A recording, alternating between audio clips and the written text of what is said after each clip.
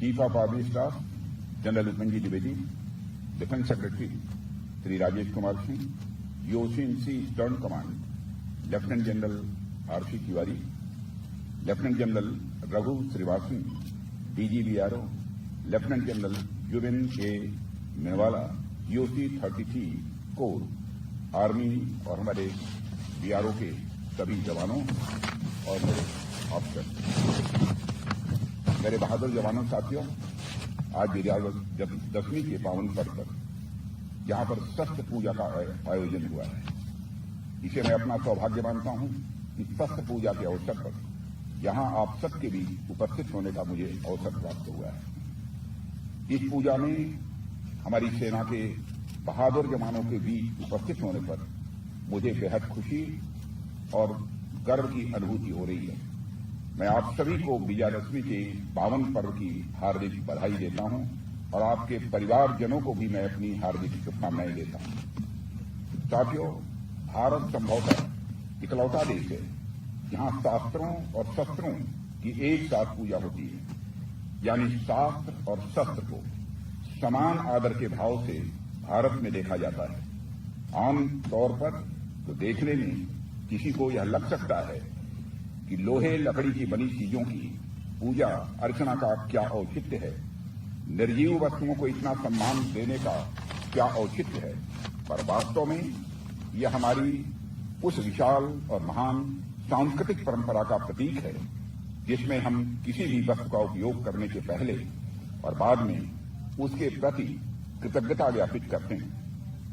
साथियों, केवल अस्त्र शस्त्र ही नहीं बल्कि प्रत्येक वह वस्तु जो हमारे जीवन को सुगम बनाती है, हमारी परंपरा में उसकी पूजा अर्चना की जाती है।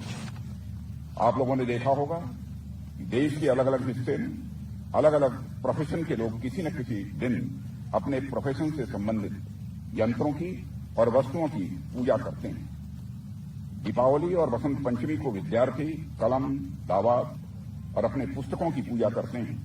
म्यूजिशियन अपने तरह तरह के वाद्य यंत्रों की भी पूजा करते हैं। लोहे और सोने के व्यवसाय से जुड़े लोग अपने व्यवसाय से संबंधित यंत्रों की भी पूजा करते हैं। साथियों, हम में से अधिकांश लोग किसान परिवार से ताल्लुक रखते हैं।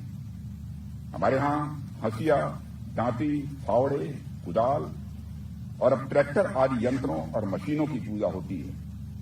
आप में से जो लोग महाराष्ट्र गए होंगे उन्होंने देखा होगा कि सितंबर माह में वहां के किसान पोला नामक उत्सव मनाते हैं, जो उनके बैलों के सम्मान में यह आयोजित किया जाता है। उस दिन पूरे प्रदेश के किसान अपने बैलों को सजा धजाकर उन्हें एक आयोजन स्थल पर ले जाते हैं, उनकी पूजा करते हैं और उनके प्रति आभार व्यक्त करते हैं।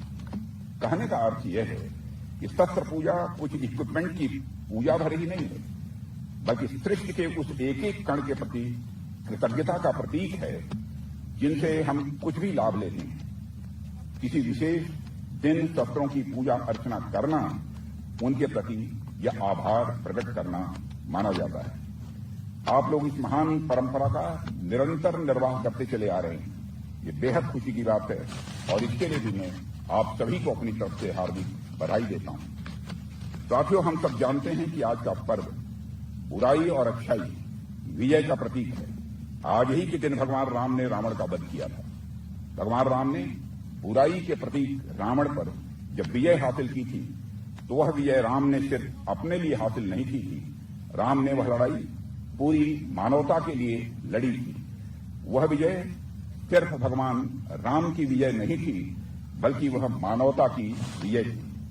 मैं यहां मानवता की विजय की बात इसलिए कह रहा हूं क्योंकि रावण बहुत बड़ा विद्वान, धनवान और होने के बावजूद सामाजिक बुराइयों का वह प्रतीक था, वह अधर्म का प्रतीक था, वह असत्य का प्रतीक था और भगवान राम उस बुराई, उस अधर्म और उस असत्य के विरुद्ध लड़ रहे थे।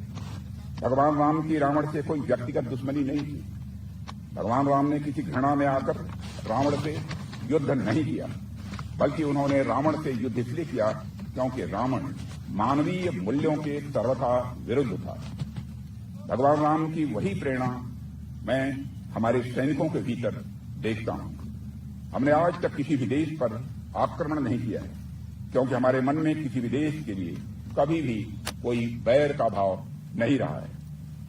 हमने तो किसी भी देश के साथ केवल तब युद्ध किया है जब उसने हमारी अखंडता और संप्रभुता का अपमान किया है, जब उसने धर्म, सत्य और मानवीय मूल्यों के खिलाफ जंग छेड़ी है। हमने किसी भी देश के विरुद्ध नफरत या घृणा से प्रेरित होकर कभी युद्ध नहीं किया है। ये हम भारतवासियों के संस्कार हैं साथियों, जो हमें विरासत में मिले हैं। हम इस अनमोल विरासत को आगे भी बरकरार रखेंगे। यह संकल्प भी विजयादशमी के पावन पर्व पर हम सबको लेने की आवश्यकता है। पर कहीं अगर हमें हमारे हितों पर आंच दिखी तो मैं यहां यह भी स्पष्ट कर देना चाहता हूं कि हम कोई भी बड़ा कदम उठाने से पीछे नहीं हटेंगे। साथियों, मैं इस बात का देशवासियों को विश्वास दिलाता हूं। साथियों, किसी भी वस्तु की पूजा करने का यह स्पष्ट संकेत होता है कि जरूरत पड़ने पर उसका पूरी ताकत के साथ प्रयोग किया जाएगा। यह आयोजन आप लोगों की सतर्कता और नेशनल सिक्योरिटी के प्रति जवाबदेही को यह सूचित करता है। वैसे तो हम देख रहे हैं कि हमारी सीमाओं पर सेनाओं की मुस्तैदी के चलते कहीं किसी प्रकार की कोई घटना की संभावना दिखाई नहीं देती है। बावजूद इसके वर्तमान में जैसी परिस्थितियां चल रही हैं, पड़ोसियों की किसी हरकत की संभावना से किसी भी सूरत में इनकार भी नहीं किया जा सकता है। रक्षा मंत्रालय का उत्तरदायित्व संभालने के बाद से ही मैंने हमेशा इस बात पर बल दिया है कि ग्लोबल सिनेरियो चाहे कुछ भी हो, पर हमें अपनी तैयारियों में कहीं कोई कमी किसी भी सूरत में नहीं रखनी है।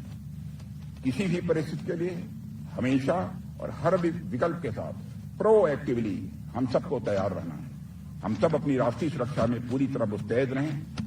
साथियों, यह समय की मांग है। आज जब हम सभी शस्त्र पूजा में एकत्रित हुए हैं, हम अपने इस संकल्प को दोहराएं कि हम भारत की आन, बान और शान को अपने मन, वचन और कर्म से लगातार और ऊंचा करने के लिए सतत प्रयास करते रहेंगे। हम अपने तिरंगे झंडे की शान को और ऊंचा करने के लिए सदैव प्रयासरत रहेंगे। यही शस्त्र पूजा की सार्थकता होगी। इस अवसर पर अधिक कुछ न कहते हुए एक बार फिर विजयादशमी के इस आयोजन के लिए आप सभी को मैं हार्दिक बधाई देता हूं और शुभकामनाएं देता हूं, और आपके साथ साथ आपके सभी परिवारजनों को भी अपनी हार्दिक शुभकामनाएं और बधाई देते हुए अपना निवेदन समाप्त करता हूं। आप सबको बहुत बहुत धन्यवाद। बोलिए भारत माता की, भारत माता की, भारत माता